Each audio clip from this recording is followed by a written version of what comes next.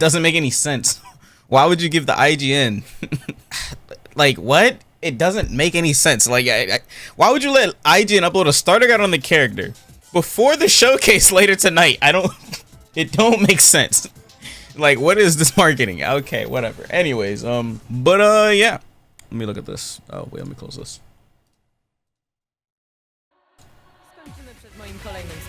Oh, that's a skin. Yo, okay, she dripped. Oh, they got the beefy 4K. Let's go. That's a cool costume. Fighting Prime Minister of Poland, Lidia Sobieska, makes her return to the King of Iron Fist tournament in Tekken 8 as the second deal. I should put it on Tekken, huh? I'll put the game as Tekken.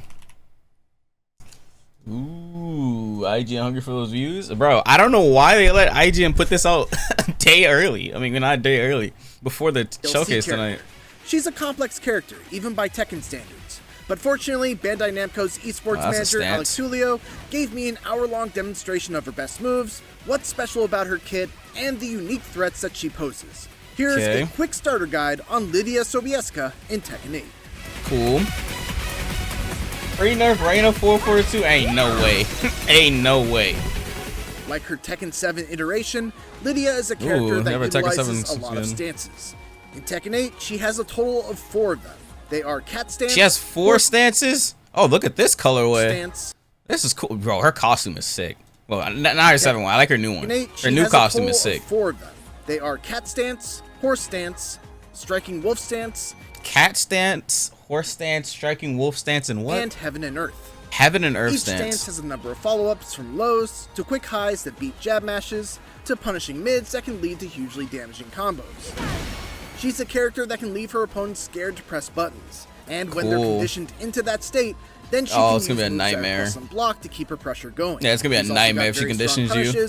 A fully tracking low that we'll go over in just a bit. Fully tracking low? In both her forward 4-2 and forward 1. She's also a character that benefits greatly from her heat gauge, which we'll go over right now. I'm not even seeing combos. They're just getting starting with the aforementioned mixed up. A returning move from Tekken 7, forward 4-2 is a mid punch that leaves Lidia at +5 on block. Oh no! Okay. Yep. Welcome back, Reina 4-4-2. They just nerfed that move. They just nerfed Reina's 4-4-2. Forward with the aforementioned. What? Forward. Bro, no, they have to have given her this on purpose because everyone always said when Reina came out, why does she have so much moves from Lidia? She has so much moves from Lidia. So then when people saw that in that she's dropping next, they're like, what the hell? Reina's basically Lidia already because Reina has a bunch of her moves, but like. A returning move from Tekken 7, forward 4-2 is a mid punch that leaves +5 attack start of 13 frames block and forces her into horse stance, regardless if the attack hits or is blocked. Oh, it's the same thing. It's the same thing. It's the same thing. The opponent is in a real bad spot. It's +15 and leaves her in a position where she can do pretty much any follow-up in horse stance. It's the same thing. Did that give a launcher? What the hell? So the opponent must go back. That gave a launcher. This one. Oh, that's a tornado. Yep. So the opponent must guess on blocking a mid heat engager that's only stance mix on block, a low counter hit launcher, or take a gamble. Oh, it's a counter hit launcher. Try beat an axe kick that leaves Lidia at +8 on block and transitions into a whole new stance. Another stance? Set of mix-ups. Stance mix-ups. If she lands this move in heat, she's at +17. What? Yo, 17 is OD. Get a guaranteed follow-up that ends with her going into Heaven and Earth stance, where she can threaten into another stance, including a fast and blockable, and gets a charge that powers a fast and blockable. Yo, this character is cracked. For moves for the rest this character is cracked. Attacks, including a fast and blockable, and gets a charge that powers up some of her moves for the rest of the match. The little brother to forward 4-2, forward 1 is a running high punch approach option that leaves Lidia at +6, but doesn't force her. Damn, bro, that's like 2 moves that are plus. Yo, why does she have so much plus moves? The drawback, of course, is that it's a high and duck. Yeah. But since ducking against Lidia is so scary, see everything I said before about forward 2, this is a very useful option to mix into your approach and keep your turn. She will be meta 1+2, from what I'm 3, seeing, 1+2 string called Political Storm. Yo, what the hell was that? High, mid? Wait, what was that? Mid. 1+2, 3, 1+2 string called Political Storm. Hella is mids. back with a Minus 15 twist. though. There's a clean hit property to it if you do a quarter circle forward 1+2 for the last hit that adds on a bit of extra damage. Aside from that, it's Lydia's it's a heat engager. Punisher. A heat engager has fantastic range, and while the final hit of the combo is launch punishable, she can stop after the second hit and it's a only Rekka. 10. Oh now, wow, she can stop midway it through. Is no longer hit confirmable between the third and fourth hit like it was in Tekken 7. Back 1 is a safe mid heat. Damn, another plus. God damn, that's 3 plus mids. Yo, why does she have so much plus mids? And startup is +2 on block. Will wall stun. That's 3 now. Close to the wall and knock down if it hits while you're already. Wait, what do you say? +2 on block. Will wall stun if close to the wall and knock down if it hits while you're already in heat. Not much else to say about it other than that seems pretty good.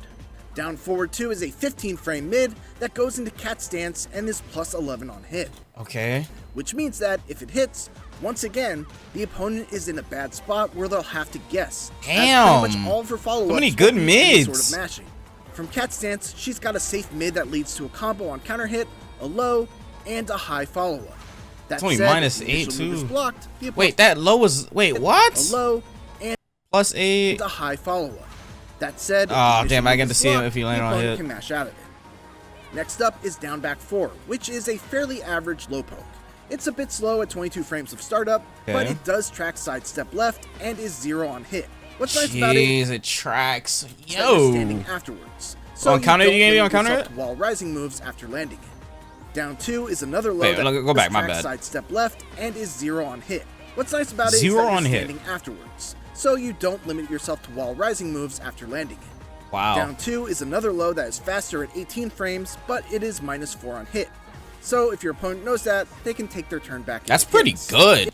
Now that I think about it, because like if you're stuck standing, this low makes you standing. It doesn't make you crouching. That's about it. So like you're not gonna get much if you block this. Standing afterwards, so you don't limit yourself to wall rising moves after landing it.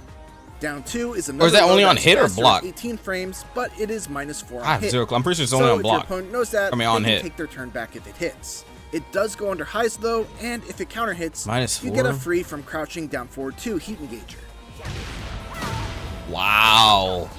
From crouching down forward 3 is another low, though this one can knock down from close range and has a guaranteed follow-up with forward 3. Okay. The downside is that this one is launch punishable if blocked, so just be careful with it.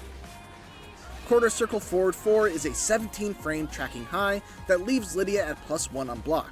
But if it hits, she's at +10, which means that she gets a guaranteed 1-2-2 jab strike, which does respectable damage and leaves her at +8 in tactics for a mix-up opportunity. These stats mix-ups are gonna be crazy. It's worth noting that this build shows that it's -8 on block. That's not really true, since it forces Lidia into cat stance regardless of whether it's blocked or hits. And Lidia can't block in that stance, which means that it's actually launch punishable. So don't just go throwing this out, or you might pay for it. Damn. Now let's talk about down back 3. This move is sick. It's a 16 frame, fully tracking low sweep, which means that it cannot be sidestepped either left or right, and if it hits, it leaves you at +7 in horse stance. Okay. So it's a position very much like if you had just landed forward 2. She barely even seeing any combos, just straight small Tekken, or whatever they call it small Tekken, just straight hits. It's launch punishable, so it's a big risk throwing it no out, combos. but it's nonetheless a very important tool in her arsenal. Pressing 1 while in horse stance will get you a high homing power crush that transitions high into homing power crush. +1 on block, so what? High homing power crush. What? Power crush that transitions into the striking wolf stance. It's +1 on block, so it allows her to continue her pressure, and on counter hit, it's +16. Okay. And finally, striking wolf stance 1 is a chargeable mid that is +2 on block and charge. Damn, bro, another plus move. That's 4. Yo, how many plus moves does she have? It's easily sidesteppable. And okay, it's sidesteppable. But if it hits or is blocked, Lidia is left in a very good position. How plus was that? She's still at plus 16 and gets a guaranteed follow-up. Plus 57, god damn! She gets a damaging full combo. That is a full combo, yeah. That's by no means... Wait, go back? She gets a damaging full combo. Full charge hits. She's still at plus 16 and gets a guaranteed follow-up. Okay. And if the full charge hits, damn, she gets a damaging full combo. That's a move right there. That's by no means an exhaustive look at Lidia's moveset, but these are the moves you'll definitely want cool to know, both if you're starting out using her, or if you want to get a basic understanding of what she wants to do when you're fighting against her. Now let's take a look at her punishers. Lidia's got a punisher for everything from 10 to 15 frames, she got drip, and even beyond. Her 10 frame punish is her 1-2-2 string. It does good damage and leaves her in cat stance at plus 8. It's an extremely good 10 frame punish. Plus 8. She's also got 1-4, which doesn't force you into stance if you'd rather not transition. For 11 frames, she's got 2-2 and 2-4. Cool. Once again, 2-2 transitions into cat stance, but if you'd rather not transition, you can use 2-4. Her 12 frame punish is 4-2-4, which can wall splat and wall break. That wall splats? Her 12 frame punish is 4-2-4, which can wall splat and wall break.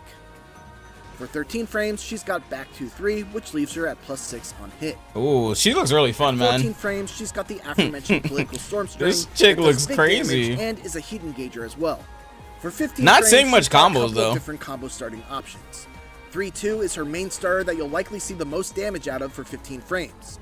There's mainly just stance mix-ups into hits. Timing the second hit, kind of like Lars. Extra damage. Up forward 4 is her hop kick, which is less ideal as it will tornado the opponent afterwards, diminishing some of the damage. And down combos are later. Forward 2 is her far-reaching 15 frame punish, which can be followed up by a guaranteed forward 1 and 2. Wow, it's kind of like Reina's move. Far-reaching 15 frame punish, which can be followed up by a guaranteed forward. You just hit you on the floor like that. For her wall rising punishes, she's got wall rising 4-2 as her 11 frame, which goes into cat stance. Okay. From crouch down forward 2 is her 12 frame. And as we covered before, is a heat engager. For 13 frames, she's got wall rising 1-4, which can wall splat, and wall rising 1-2, which puts her into cat stance at plus 11. Launcher? For 14 frames, she's so got much wall plus rising moves. 3, which God gets a free follow up with forward 1+2. There's so much plus moves. And for 15 frames, there she's you got go. The standard wall rising 2. Okay, I'm about to say, where's the launcher? Now let's put this all together in some combos. Here are a handful using several different launchers that Alex showed me. Okay. Okay, 60 damage, not bad.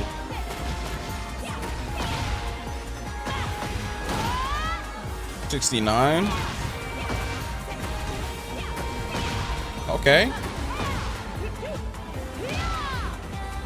Not bad. Damage is low though. Oh, look at that corner carry. Okay. 61. Yo, where the big boy damage at? That picked up? What the hell? That didn't even look like I was about to pick up. Dude, what? that picked up? That looks like that's not gonna pick up.